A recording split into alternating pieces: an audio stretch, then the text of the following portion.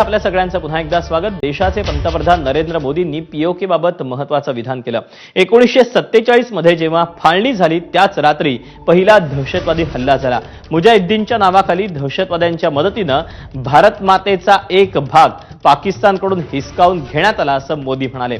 तर पीओके घेण्यासंदर्भात सरदार पटेलांचं ऐकलं असतं तर आज वेगळी परिस्थिती असती, मात्र त्यांचं म्हणणं ऐकून घेतलं नसल्याचंही मोदी म्हणाले।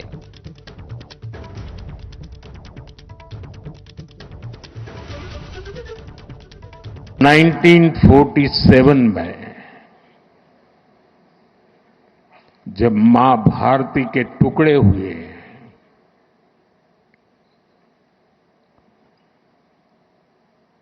कटनी चाहिए थी तो जंजीरें, लेकिन काट दी गई भुजाएं। देश के 3 टुकड़े कर दिए गए।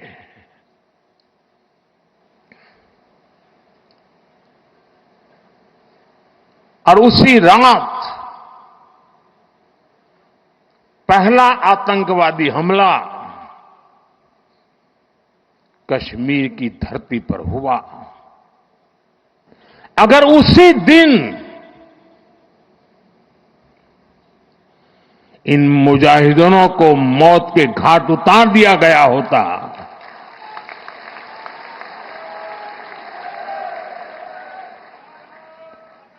और सरदार पटेल की इच्छा थी कि पीओके वापस नहीं आता है तब तक सेना रुकनी नहीं चाहिए, लेकिन सरदार साहब की बात मानी नहीं गई। ये मुजाहिदीन जो लहू चख गए थे, वो सिलसिला 75 साल से चला है। पहलगाम में भी उसी का विकृत रूप था।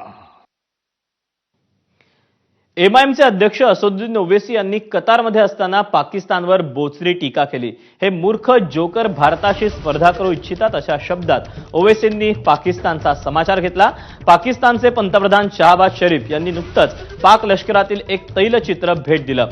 लढाईचा फोटो असलेल्या या चित्रावरून पाकची चांगलीच नाचक्की झाली, कारण 2019 साली चीनी युद्धाभ्यास दरम्यानचा फोटो शरीफ यांनी पाक लष्कराचं शौर्य म्हणून भेट दिला। त्या संदर्भात ओवैसींनी पाकिस्तानवर टीका केली।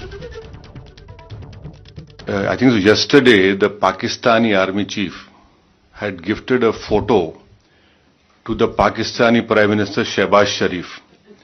President of Pakistan was there, the Speaker of National Assembly was there, and these stupid jokers, they want to compete with India.